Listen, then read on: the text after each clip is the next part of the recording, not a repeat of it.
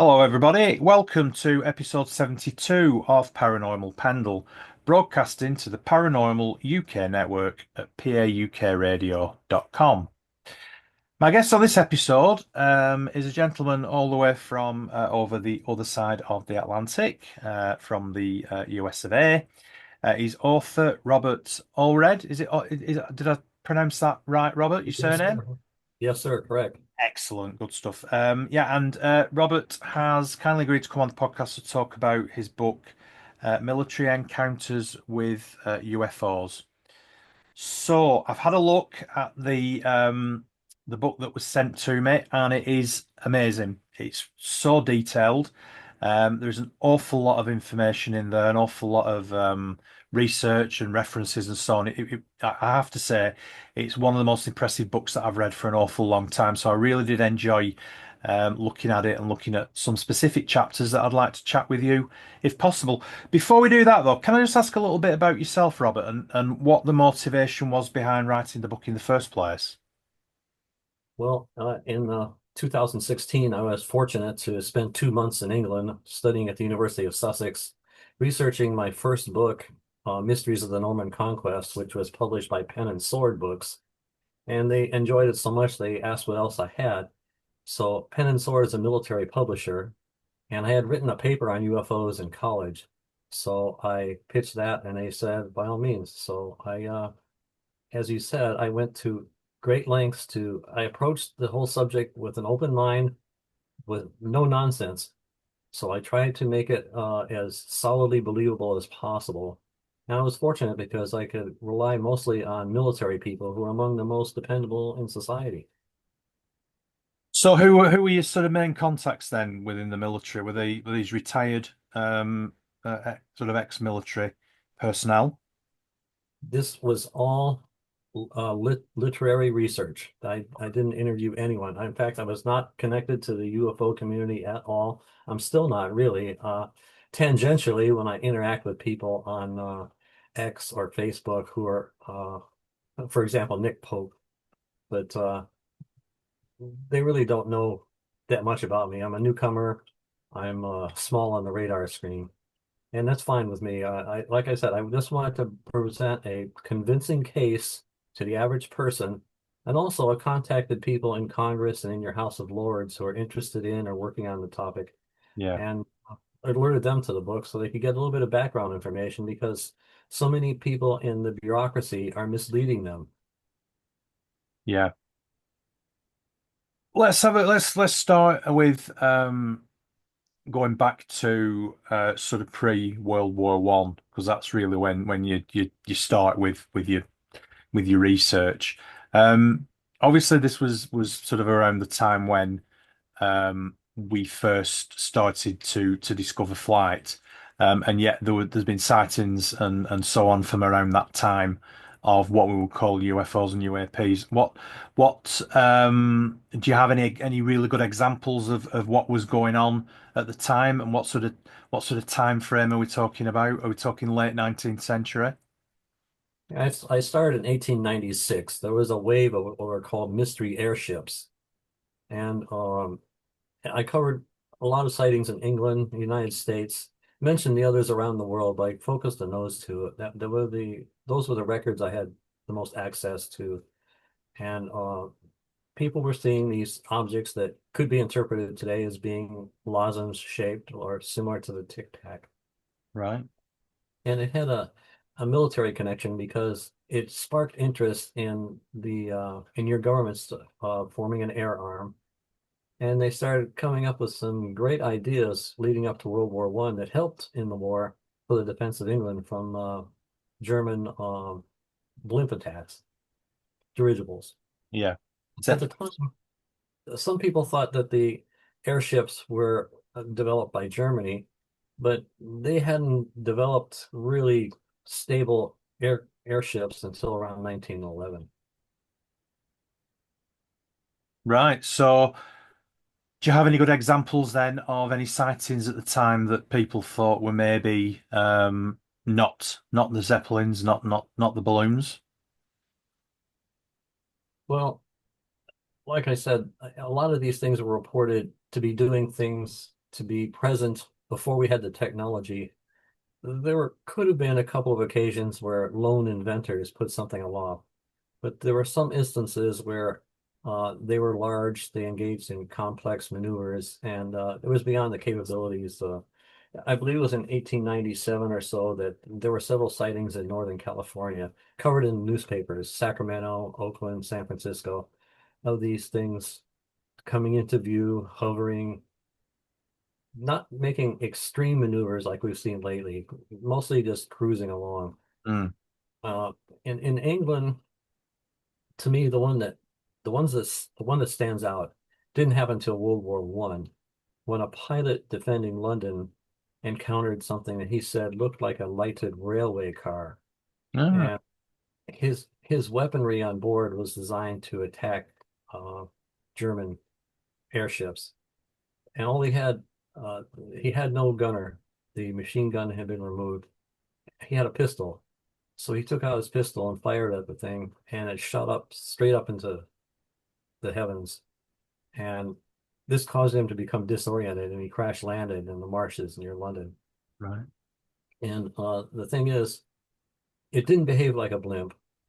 Uh, if it had been a German airship, they probably would not have heard the gunshots above the engine noise. And this duplicates a maneuver a lot of UFOs have engaged in since then. When they're fired upon, they generally shoot straight up and away. Mm. Yeah, that's interesting, isn't it? Because if it was a balloon, if he'd have managed to hit it, then it's likely to come down rather than go up. Mhm. And as you say, it's interesting because a lot of the maneuvers that we see from unidentified objects, and especially the ones that are caught on military plane cameras, do show them very quickly accelerating upwards out of sight. It's quite a common maneuver, isn't it? It's their general tactic. I was just listening to George Knapp we had the UFO hearings here on Tuesday, and he was describing how these ships generally avoid conflict. But in the case of he smuggled some papers out of the Soviet Union, which detailed about 40 incidents when fighter pilots there were instructed to attack UFOs. In 37 or 38 instances, the airships of the UFOs did just that. They took off up and away. But in a couple of instances, and I'm not sure if it's two or three because of the following fact, uh, the aircraft systems were shut down. The planes crashed, killing three crewmen. I'm not sure if there were two people on one aircraft or one. So it was either two or three planes that were evidently shot down by these UFOs. Yeah, And at that point, the Russian Air Ministry told the pilots to stop attacking. because they were losing aircraft, in fact. Yes. Now, in the So, book, I detail where one of our aircraft disappeared over Lake Superior in 1953 when it was being tracked intercepting a UFO, and the radar targets merged. Our jet disappeared and the UFO kept going, and they never found our plane. But right, recently, when I was looking into incidents around the country, I discovered that another jet fighter from the same air base had crashed in Wisconsin nearby that same day. I was just wondering if those were possibly connected. I do intend to file for the accident report, but I've been so busy with I'm just overwhelmed here. I'll be getting around to it in the next few weeks. so just going back to what you mentioned before, what happened at this congressional hearing then yesterday? There was a gentleman there who was in a supervisory position for the security patrols at Vandenberg Air Force Base, who reported on very large rectangles, the size of a football field or larger, Yeah. coming and hovering over the base. It's a test and launch base for our missiles and military satellites. And an enormous triangle hovered overhead when he was out there by himself at one point. Mhm. And that reminds me, I don't know if we should get to it now or later, but after I wrote the book, when I was at a remote ranch with my wife, we had a couple of very strange incidents that caused my wife to flip from being a skeptic to being a believer. Okay. If you like, I'll go into it now. Yeah, I'd love you to tell me. Yes, yes, please do. Okay. First, I'll reel back to 2004. A couple of neighboring kids had been over playing video games, and we drove them home because there are very bad creatures out there at night, bears and lions and wild pigs. Okay. When we got back to the ranch, I had a 2 million candle power light with me. So I decided to show the boys the North Star and the pointers. And when I indicated the North Star, I flashed on it 3 times. There was nothing in the sky that I could see, but something flashed back 3 times.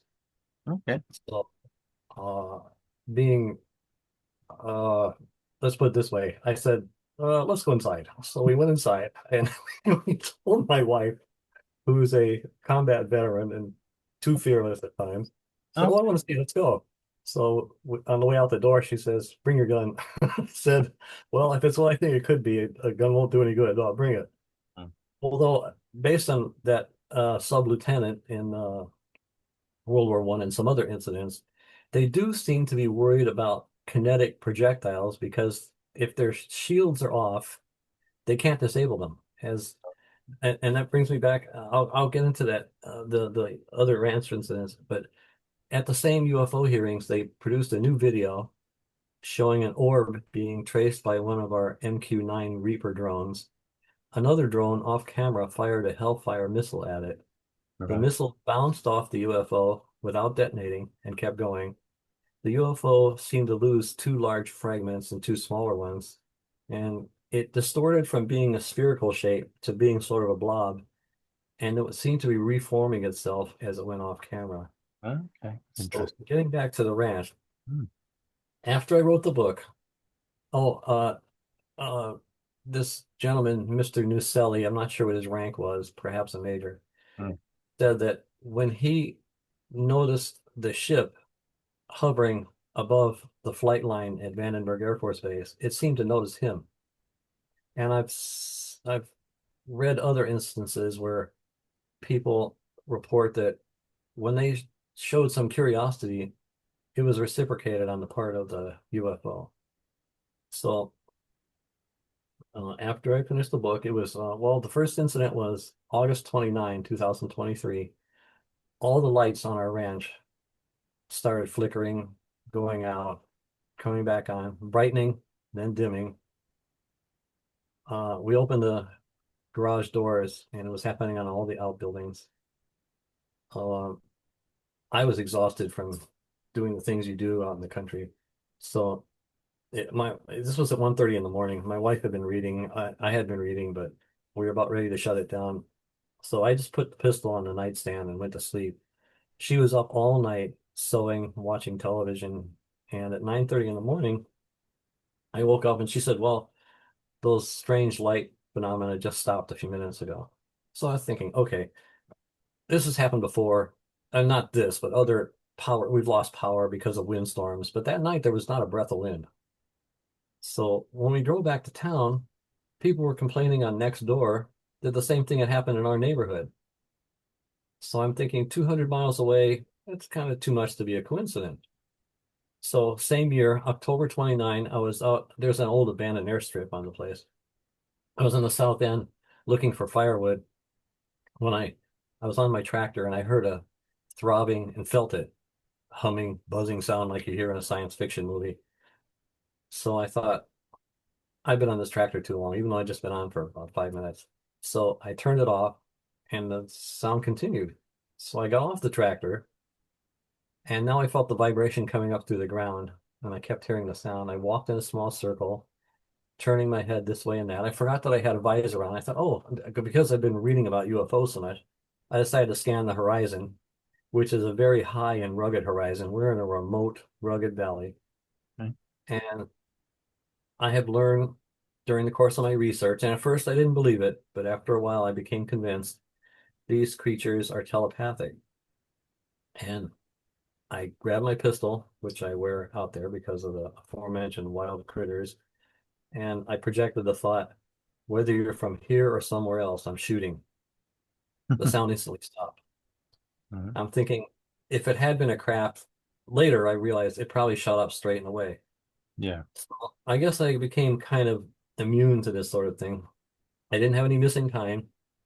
I put things away, went inside, shaved, shower, ate, 8 o'clock. It was 8:03 to be exact. I put a book down, was resting my eyes. My wife was reading. She heard it first. She poked me.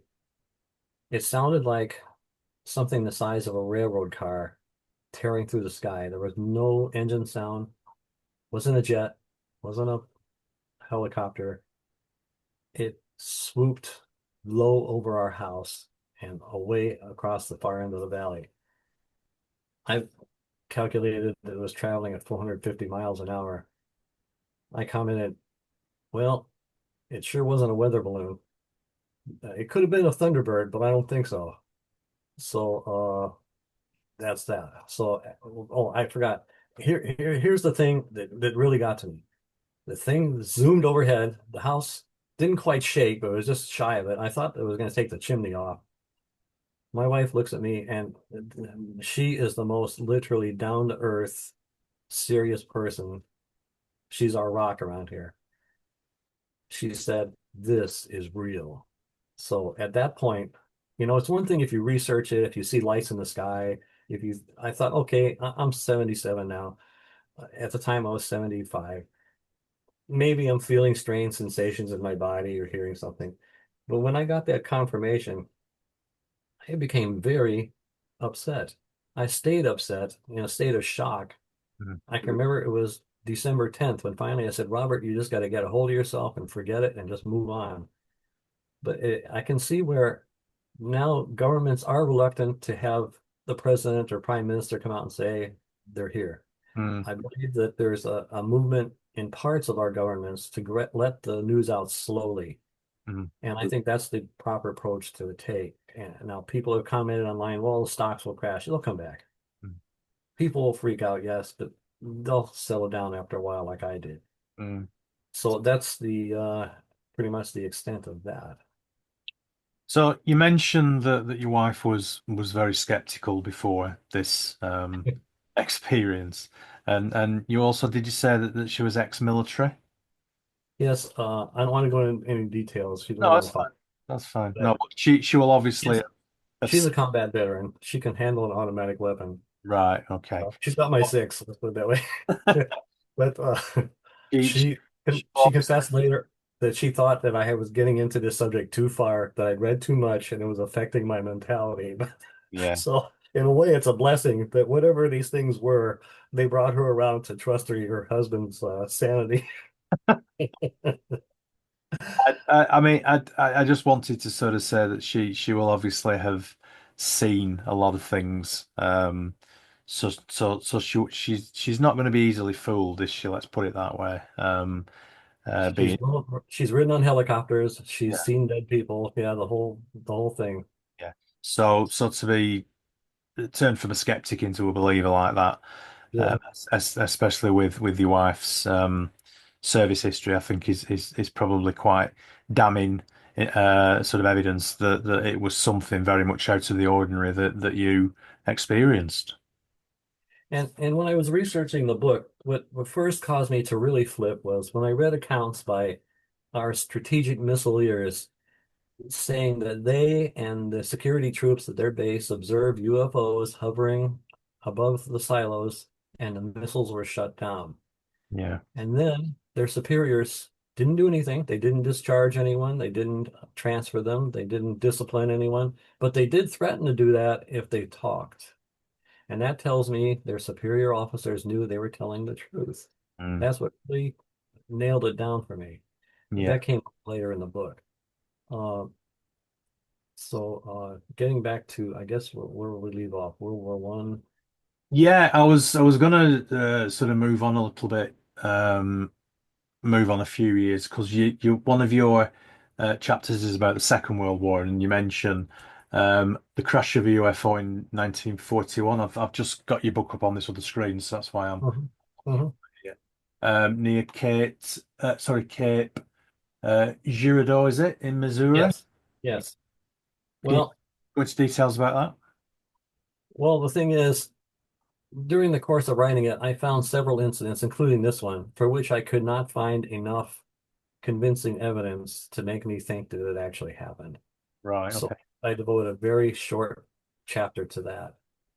I have a much longer chapter on the so-called Battle of Los Angeles, which I also believe was mostly a case of war nerves, where our anti-aircraft patrols gunners began uh, firing a barrage that lasted a couple of hours, and I don't think there was anything there at all. In the book, I have a photograph of the skies of LA at that time, and I point out that this is a very clear early version of the photograph. And you can see that it's just air defense bursts and searchlights in the sky.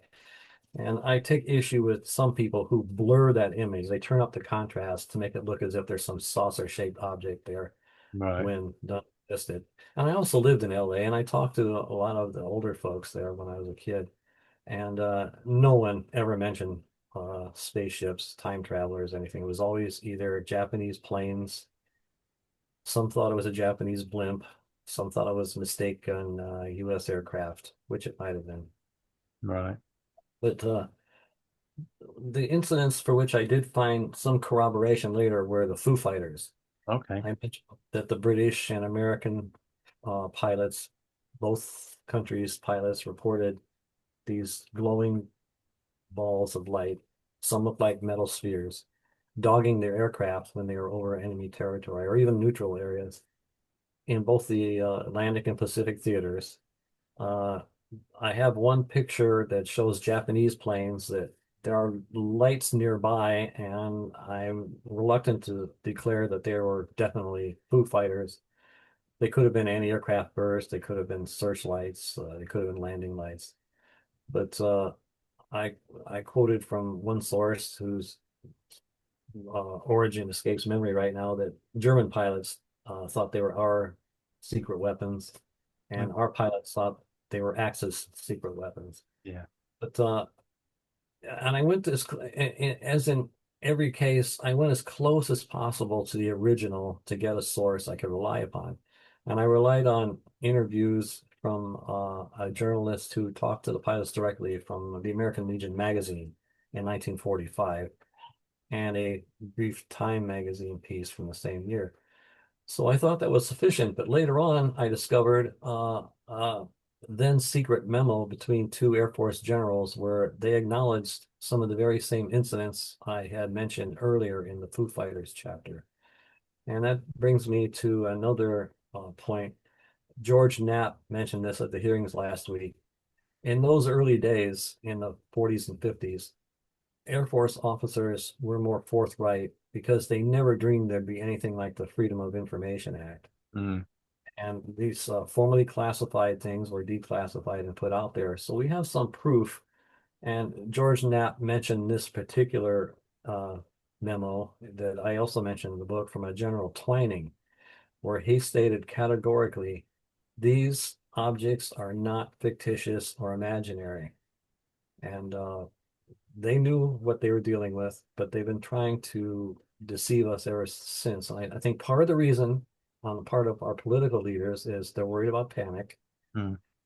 But I think on the part of the military bureaucracy, and I'm fully supportive of having a strong defense, but people in the military bureaucracy, especially in those days, the Air Force had just been formed. They needed to justify their existence to voters and taxpayers. And they were afraid to admit to us that there are things entering our airspace and even hovering over our capital city that they couldn't do anything about because we'd be outraged and justifiably. But now, as we're beginning to see the facts come to light and what the recent videos showing these things just outperforming our planes radically, we can understand that. Mm. And later on in the book, I get to technologies we can use to defeat these things. And no, I don't want to go to war with aliens, but based on what I have read from reliable researchers, they are doing they're they are abducting people. They are subjecting people to medical procedures, and it's especially egregious what they're doing to women because evidently they have impregnated women and then stolen their fetuses. And there is a lot of uh, testimony, and I go to great lengths to describe how oral testimony need not just be dismissed because we don't have physical evidence, which is in part because when we do get physical evidence, someone from the government comes and takes it away and we never see it again. But in view of what these aliens are doing to people, and my suspicion that they are also secretly exploiting one or more resources on our planet, I urge that we develop the technologies to be able to force these things to stop doing it, to either negotiate with us or leave. Because I do not believe, as I like to say, they're not the Salvation Army. They're not here to help us. They're here to help themselves. Mm. Interesting. What's your thoughts on Roswell? I quote from two investigators. One was named Donald Schmidt, and the other is Lieutenant Colonel Randall. I always forget his first name. He's retired. They went to Roswell, and I believe it was the mid 80s, and they spoke to at least scores of witnesses. I cite 27 of them in that chapter. And I came to the conclusion that a New Mexico at the time was where we tested all of our missiles, where we tested our nuclear weapons, where we assembled them. They have a keen interest in all things military and industrial on our planet.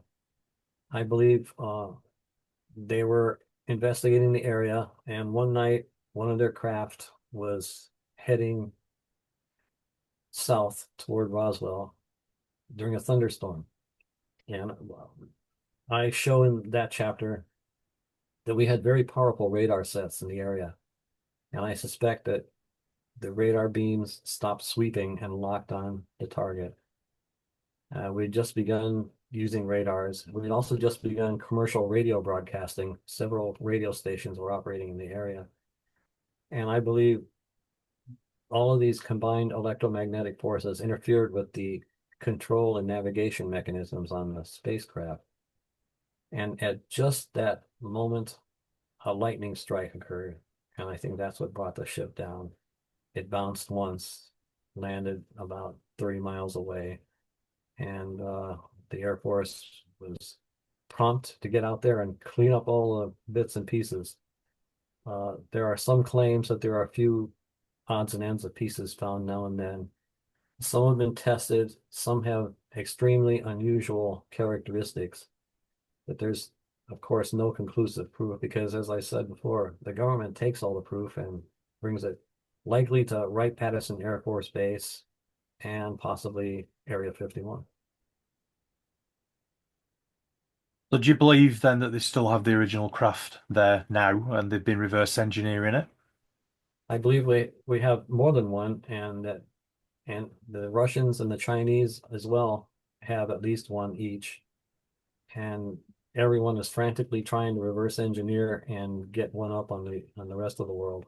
Mm. So that's another reason when we do get disclosure, it should be partial. I'd much rather, no matter what people think of our political leaders or our system, that we in the West have the advantage rather than someone like Vladimir Putin or Xi Jinping, based on their record of actions. Mm. So do you think there's an agreement then between governments right across the world about when disclosure is going to happen, whether it be partial or full? Because if, Putin has a downed alien craft, what's stopping him from just disclosing that to the world and saying, look, don't mess around with us, don't threaten us militarily because we have an alien craft and we're reverse engineering the technology on there. That's a point I hadn't heard before, and it's valid, but I just think that he knows or suspects he won't get away with it because our scientists and technicians and those in China will all say the same thing. This is a hard nut to crack. We may have gained some minor secrets here or there, but I still think we're far from being able to get these things to even lift off the ground. Yeah. So You mentioned in your book about the year of 1947 being a pivotal year.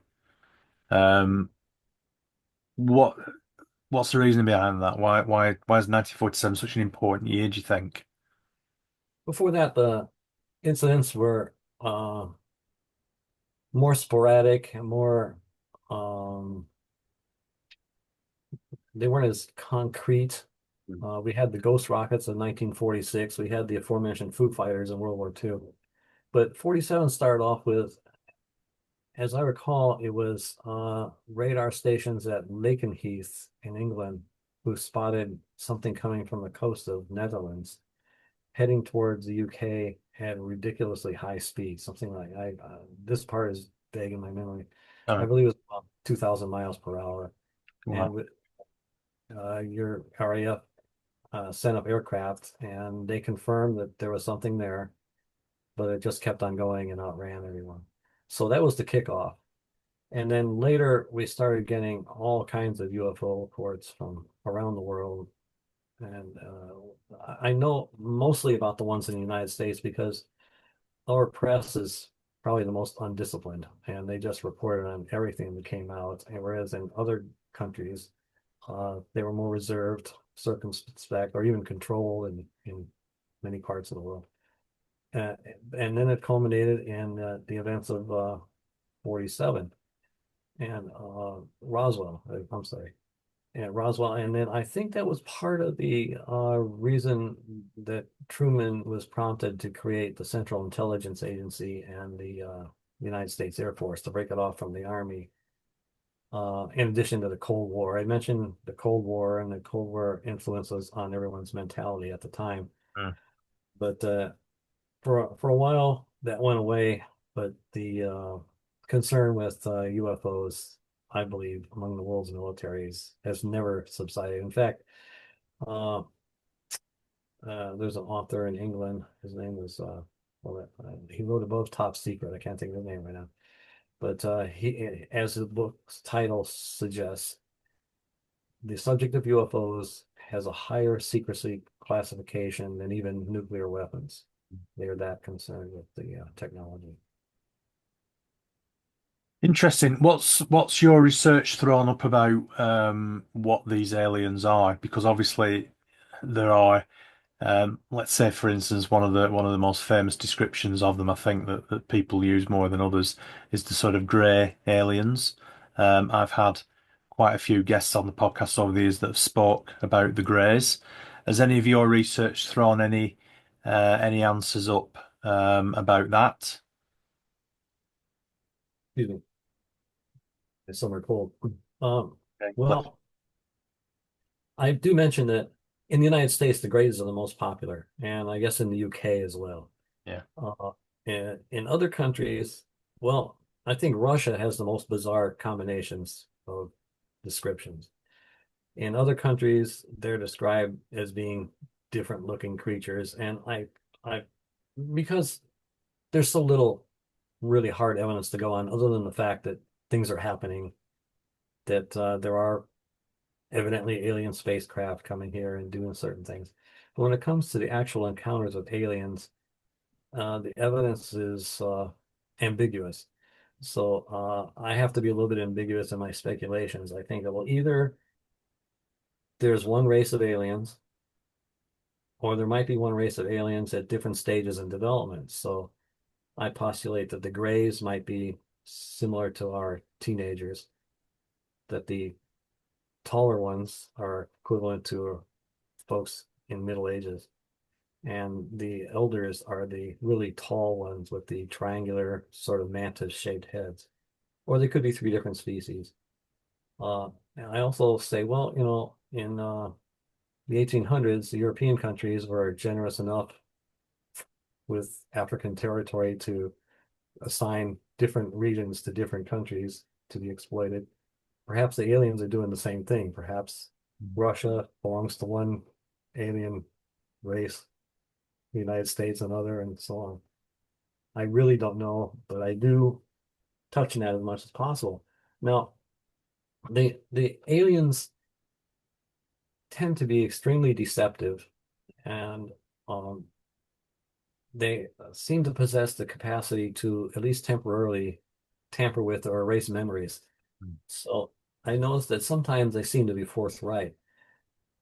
In a book by Jim and Coral Lawrenson, written in 67, they cite an instance in 57 when a retired Air Force sergeant named Charles Moody was abducted. And the aliens told him that, as I mentioned before, partly, uh, the aliens fear our projectile weapons, our powerful radars, and nuclear weapons because they can not just destroy their ships, but knock them out of the sky, as many people speculate happened in 62 with our first test of a nuke in outer space in the South Pacific. Right. And to that, I add we've more recently developed powerful beam weapons. In fact, we just recently figured out how to make an X-ray laser. Mm. So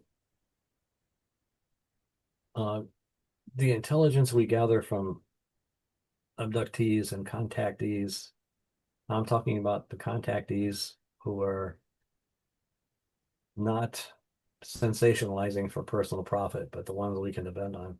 They're a great intelligence asset, and our governments, instead of treating them like they're insane, should be treating them seriously, like you would someone who observed something in an opposing country in a war.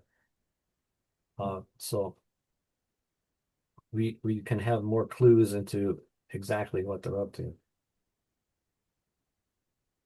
Can we talk about this particular chapter? Obviously, from being from the UK, this really piqued my interest.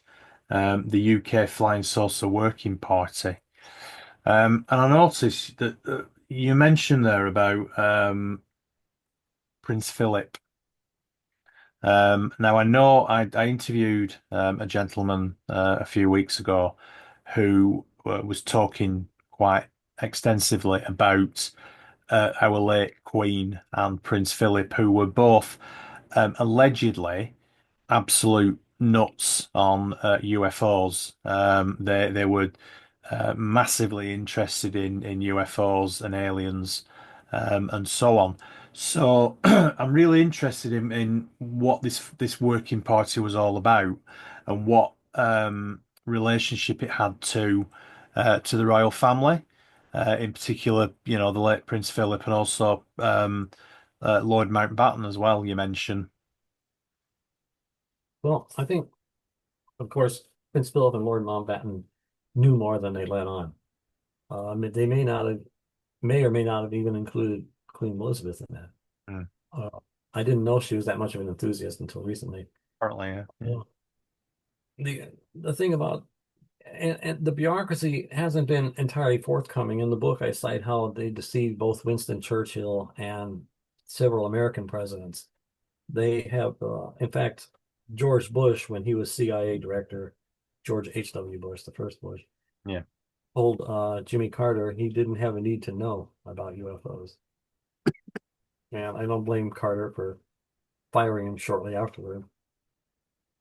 But so they've been deceptive, and sometimes they've been deceptive at the behest of the CIA. And in one case, okay, the Flying Saucer Working Party was put together. It was supposed to be small, but as I mentioned in the book, there were a lot of people involved for it to be small. And it was supposedly disbanded in a hurry, but I don't really buy that. I think that in a lot of cases, in the case of our country as well, bureau is set up, the name is changed, the numeric number is changed, the numeric identification number is changed, and it continues to exist, but it's just squirreled away somewhere. So the Flying Saucer Working Party supposedly disbanded rather quickly, but in their report, they did not cite too much in the way of specifics, just some uh, vague references to press accounts Mm. and reports by the CIA. So I think that that group really didn't go away. It just changed its cover, and it may still be operating. Yeah. When was it set up? Have you any idea? I do, but I can't recall right now. Excuse me. It was probably around 1953 or 54. Now, you mentioned an international agreement. In the book, I cite an expert on the Soviets who said that a Soviet intelligence officer said that all of the world's major power intelligence agencies met in Switzerland in 1956, and they agreed on the methods they would use to suppress public knowledge of UFOs, Okay. including intimidation, death threats, ridicule. Uh, Ridicule has been a major tool. It's been active right up until recently, and people on the internet have been mentioning how either they fell for it or were debunking the effort to debunk UFO witnesses. Yeah. So how was Mountbatten involved in this working party? Can you recall? I do not, but I do recall that at his estate at Broadlands, a retired RAF sergeant was doing some work, and one morning he noticed a object shaped, as I recall, was like somewhat like an ice cream cone hovering, and I found the man to be entirely believable. He said that while it was hovering, a tube extended, and a person in coveralls was in it, and evidently the person saw him. A light shot out from the craft and knocked the sergeant down, the retired sergeant down. The tube retrieved into the craft and it took off. When he reported it, the man was most upset about being disbelieved. Lord Mountbatten himself went out to see what has occurred, and the snow there had been melted. So evidently something had happened, and I refused to join in with the people who ridiculed the poor man because Lord Mountbatten said the man didn't need to make a notarized statement that he felt that he was believable. Hmm. Uh, I know that Lord Mountbatten has had other involvement. I just cannot recall right now. Since I wrote the book, uh, the marketing of the book had a problem, so I took it over and I contacted thousands of people one at a time by email around the world. And now it's available in a couple hundred outlets. And it seems to be doing much better. I won't get an accounting for a few weeks yet. And consequently, and I'm researching other books now. I have another book under contract with Pen and Sword. And being 77, I'm allowed to forget, I guess. Absolutely. Well, I think the research you've done is amazing. I mean, as I say, the book um, is really detailed. There's a lot of detail in there. There's a lot of really good references as well, which I think always helps with these sort of books. I mean, it's quite easy, I think, in a lot of cases to make claims about unexplained phenomena, but people don't always back those claims up with research or with evidence. But from what I've seen of your book, you certainly have done that. So whereabouts? I mean, my audience is mainly in the UK. So whereabouts would we be able to get your book from in the UK? And I'm very excited to be on this podcast. It's the first one originating in the UK. As I mentioned, maybe before we started recording, my family came from Manchester. I spent 2 wonderful months in the UK researching my earlier book, and I have to say, honestly, without exception, I found the people in Britain to be polite, helpful, and soft-spoken, unlike my fellow countrymen here. Uh, okay, enough buttering up the host. We're Uh, not all like that. no, but I, I encountered nothing but that. So No. some people were a little apprehensive at first. Maybe they had a bit of regional feuding going on or something. But when they heard my accent, they go, "Okay, I'll be nice to this guy." Yeah, I think some of us haven't quite forgiven you for breaking away from being a colony. Yeah, I think some of us feel that you might be better off staying as a colony, but no, well, it's well, I think you're better off without us. We're very rebellious. whereabouts is your book available? Rob? Oh, well, I've contacted uh, probably 800 independent booksellers in the UK. Okay. You can start there, but it's also available through major outlets like oh, I can't think of it. Is it on Amazon? Oh yeah, Yeah. Okay. and Best place to start. thrift books. I can think of one chain you have, Waterstones. They Oh, sell it. oh, excellent. Blackwell's, I think is. I just saw the name the other day. Okay, Yeah, yeah. yeah, just it's available everywhere. Waterstones is It a all- particularly big national bookstore. So yeah, there's one in every major town and city. So I think that's probably a good place for people to start to go and look to see if they can find it. I advise everyone shop wisely for a price discount because I get the same no matter what. I Yeah. get what the publisher's list price was, which people think authors are rich. I'm not Stephen King. I have written a couple of books myself, and There you I can attest to that statement. Yeah, I'm not going to retire on what I make off the books anytime soon. go. It's been absolutely fascinating talking to you, and it's unfortunate, really, that we can't go into more of the book because it is lengthy, which is good because there's a lot of really good stuff in there, and it's set out chronologically as well, which I think is good. Obviously, we started talking about sort of pre-war, First World War, and it brings everything right up to the modern day, which I think is really interesting. So, yeah, The last go on. Sorry, till last year, 2024. yeah, I was going to say I can heartily recommend that people go out and buy the book. I think it's a great piece of work, and you should be very proud of it. So thank you very much for coming on the podcast. I'm very honoured actually that I'm the first UK podcast to have you. So thank you for we've had to persevere with each other because we've had some technical difficulties, haven't we, to get to this point. So it's been definitely worth it. Thank you very much for coming on the podcast, and good luck with the book going forward. You've obviously put a lot of work into it, so so good luck with that. Thank you, Craig. The honor and pleasure is all mine, and I really appreciate you inviting me on your program. Thank you. Thanks very much, and take care, and hope to speak to you soon. Okay, Thank you. thanks.